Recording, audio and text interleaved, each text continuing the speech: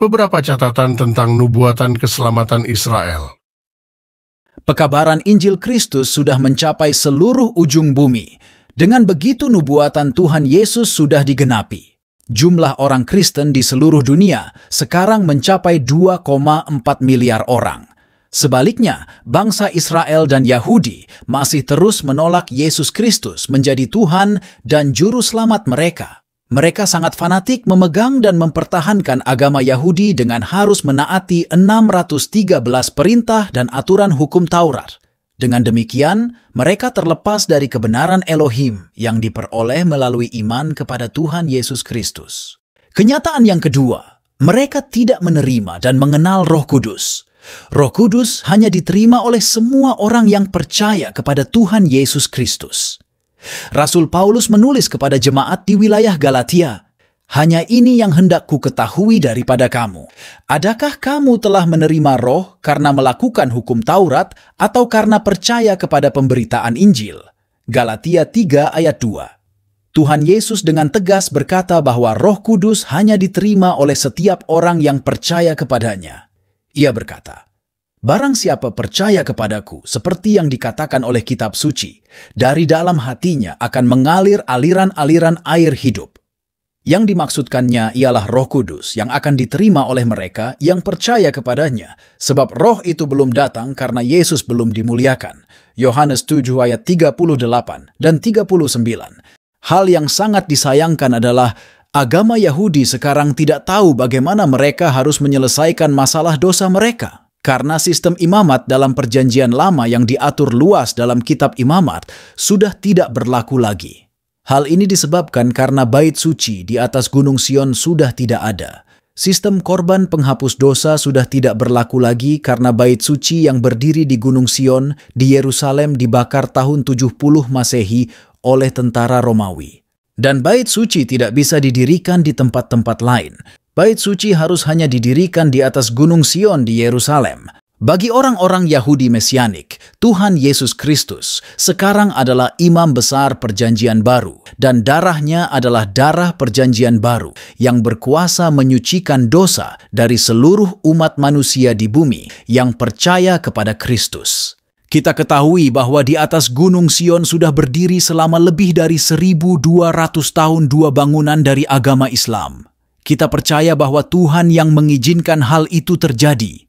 Sebab seandainya tidak berdiri dua bangunan tersebut di atas Gunung Sion, maka pastilah bangsa Yahudi sudah lama mendirikan bait suci yang ketiga di atas Gunung Sion, dan mereka kembali mempersembahkan darah korban binatang untuk menutupi dosa mereka. Perbuatan itu akan mendatangkan murka yang sangat kejam dan mengerikan dari Tuhan Elohim atas bangsa Israel dan Yahudi. Karena dengan mempersembahkan darah korban binatang untuk menutupi dosa mereka adalah penghinaan yang sangat besar terhadap darah anak domba Elohim, yaitu darah Tuhan Yesus Kristus. Pada tahun 33 Masehi, Yesus Kristus disalibkan mati, dikuburkan, dan bangkit dari antara orang mati dan naik ke sorga. Sejak saat itu, Tuhan Yesus Kristus adalah imam besar perjanjian baru bagi umatnya di bumi. Namun, bangsa Yahudi selama 37 tahun setelah Tuhan Yesus Kristus melayani sebagai imam besar perjanjian baru di sorga, bangsa Yahudi setiap hari tetap menyembelih korban-korban binatang untuk penghapus dosa mereka di bait suci di Yerusalem. Dan setahun sekali pada hari pendamaian, Yom Kippur, imam besar masuk dengan membawa darah korban binatang ke dalam bilik yang maha suci dari bait suci di Gunung Sion untuk mengadakan pendamaian bagi dosanya sendiri dan keluarganya dan dosa dari seluruh bangsa Yahudi dan Israel. Perbuatan mereka itu telah mendatangkan murka Tuhan Elohim atas seluruh bangsa Yahudi. Tuhan mendatangkan tentara Romawi yang membakar bait suci di Gunung Sion pada tahun 70 Masehi. Menurut sejarawan Yahudi yang bernama Flavius Josephus, dalam perang selama 4 tahun dari tahun 66 sampai 70 Masehi, tentara Romawi membunuh 1,1 juta orang Yahudi dan menjual puluhan ribu orang Yahudi menjadi budak-budak di kerajaan Romawi. Pertobatan seluruh bangsa Israel akan berjalan melalui bangsa-bangsa non-Yahudi dan non-Israel yang terlebih dahulu sudah percaya Tuhan Yesus Kristus dan diselamatkan, dan mereka menerima Roh Kudus sebagai karunia sulung. Kita mengetahui sejarah pemuda Yusuf yang dijual oleh saudara-saudaranya pada umur 17 sebagai budak dengan harga 20 keping perak kepada pedagang-pedagang keturunan Ismail, yang pada gilirannya menjual pemuda Yusuf kepada Potifar di Mesir. Potifar adalah kepala pasukan pengawal Firaun di Mesir. Walaupun Yusuf hidup sebagai seorang budak di Mesir, tetapi Tuhan Elohim selalu menyertai dan memberkati Yusuf dan membuat dia selalu berhasil dalam segala sesuatu yang dilakukannya. Pemuda Yusuf dengan hikmat luar biasa dari Tuhan dapat mengartikan mimpi misterius dari Firaun, dan Firaun mengangkat pemuda Yusuf menjadi raja muda untuk seluruh kerajaan Mesir. Lewat jalan itu, Tuhan memulihkan Yusuf dengan ayahnya Yakub dan saudara-saudaranya beserta seluruh keluarganya, yang seluruhnya berjumlah 70 orang. Firaun mengundang Yakub dan seluruh keluarganya datang dan hidup menetap di Mesir. Yakub beserta keluarganya yang berjumlah 70 orang bertumbuh selama 400 tahun, sampai mencapai 2-3 juta orang di Mesir. Lamanya 400 tahun sudah Tuhan janjikan kepada Abraham dalam perjanjian yang Tuhan ikat dengan Abraham. Kita membaca itu dalam Kejadian 15 ayat 13 dan 14. Yusuf dijual sebagai budak untuk 20 keping perak. Tetapi setelah 13 tahun, pada umur 30 tahun, Tuhan meninggikan Yusuf menjadi raja muda untuk seluruh kerajaan Mesir. Yesus Kristus dijual oleh Yudas Iskariot untuk harga 30 keping perak kepada Dewan Agama Yahudi, Sanhedrin. Yesus Kristus yang ditolak oleh bangsa Yahudi. Namun Yesus Kristus sudah selama hampir 2000 tahun ditinggikan menjadi Tuhan dan Raja di antara 2,4 miliar penduduk bumi yang percaya namanya. Dan seperti yang sudah dinubuatkan oleh Rasul Paulus dalam surat Roma 11 ayat 25 dan 26, jika Tuhan sudah selesai dengan pekabaran Injil Kristus di antara semua suku dan bangsa di bumi dan sudah membentuk satu umat bagi namanya, maka Tuhan akhirnya akan kembali menyelamatkan seluruh sisa bangsa Israel.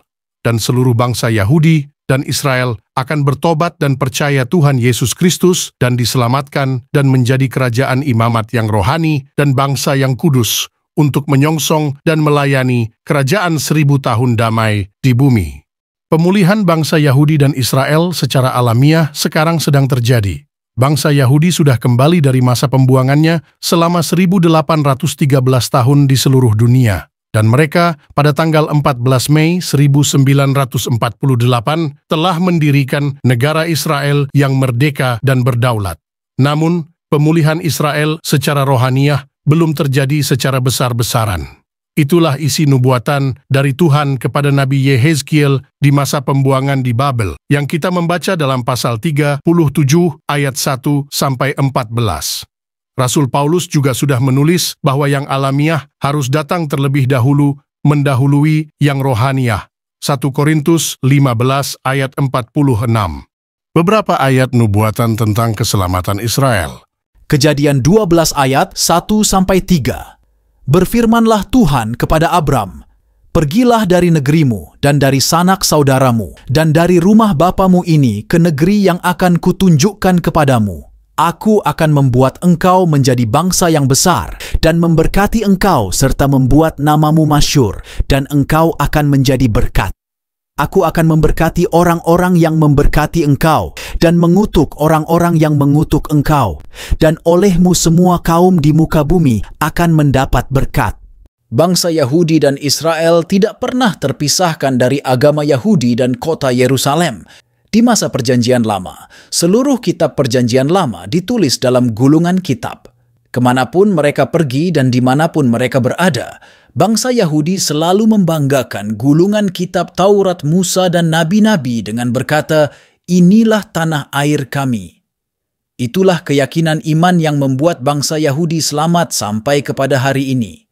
Sebagai contoh, kita membaca sumpah setia orang-orang Yahudi buangan di Babel kepada kota Yerusalem. Di sana mereka bersumpah kepada dirinya sendiri seperti yang kita baca dalam Mazmur 137 ayat 5 dan 6. Jika aku melupakan engkau, hai Yerusalem, biarlah menjadi kering tangan kananku. Biarlah lidahku melekat pada langit-langitku. Jika aku tidak mengingat engkau, jika aku tidak jadikan Yerusalem puncak sukacitaku. Catatan, Saudara Fred Athabu pada tanggal 31 Januari 1985 di kota Athena benar-benar mengalami apa yang tertulis dalam Mazmur 137 ayat 5 dan 6. Ketika Tuhan Yesus bertemu dan berbicara langsung kepada saudara Fred Athabu dan memberi perintah kepada seluruh orang Papua dan semua orang Kristen di Papua untuk selalu mendoakan pertobatan dan keselamatan bagi bangsa Israel.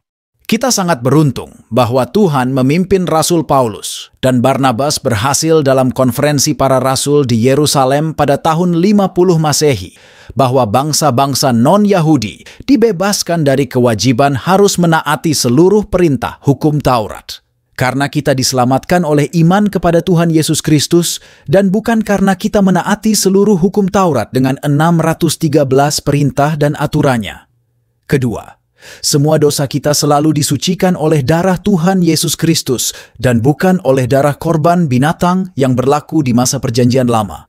Ketiga, kita menerima Roh Kudus karena kita percaya kepada Tuhan Yesus Kristus, sedangkan semua penganut agama Yahudi tidak menerima dan mengenal Roh Kudus. Rasul Paulus sudah bernubuat bahwa keselamatan untuk seluruh bangsa Israel berjalan melalui keselamatan yang Tuhan berikan kepada suku-suku dan bangsa-bangsa di bumi. Kita membaca itu dalam Roma 11 ayat 25 dan 26. Sebab, saudara-saudara, supaya kamu jangan menganggap dirimu pandai, aku mau agar kamu mengetahui rahasia ini. Sebagian dari Israel telah menjadi tegar sampai kepenuhan jumlah dari bangsa-bangsa lain telah masuk. Dengan jalan demikian seluruh Israel akan diselamatkan, seperti ada tertulis, dari Sion akan datang penebus, ia akan menyingkirkan segala kefasikan daripada Yakub. Rasul Paulus mengibaratkan bangsa Israel dan Yahudi yang sekarang tidak percaya kepada Kristus, tapi sekali kelak akan percaya kepada Kristus adalah ibarat orang mati hidup kembali. Roma 11 ayat 15. Rasul Paulus dalam pertemuan terakhir dengan para pemuka orang Yahudi di Roma, dia sudah bernubuat. Sebab itu, kamu harus tahu bahwa keselamatan yang daripada Elohim ini disampaikan kepada bangsa-bangsa lain dan mereka akan mendengarnya. Kisah para Rasul 28 ayat 28. Nubuatan Rasul Paulus tersebut sedang digenapi, dan sekarang sudah terdapat 2,4 miliar penduduk bumi yang menjadi penganut agama Kristen. Itulah sebabnya Tuhan Yesus dalam Vision Athena, tanggal 31 Januari 1985, telah menyampaikan perintah firman Tuhan Elohim dari sorga kepada semua orang Papua dan semua orang Kristen di Papua, bahwa kita setiap hari dan selalu harus mendoakan pertobatan dan keselamatan bangsa Israel. Berdoalah bagi umatku Israel, maka aku akan memberkati engkau dan keluargamu dan bangsamu bersama-sama dengan umatku Israel yang juga percaya kepadaku. Demikianlah firman Tuhan Yesus dalam Vision di Athena, tanggal 31 Januari 1985. Rabu 31 Januari 2024 oleh Fred Athabu, SH.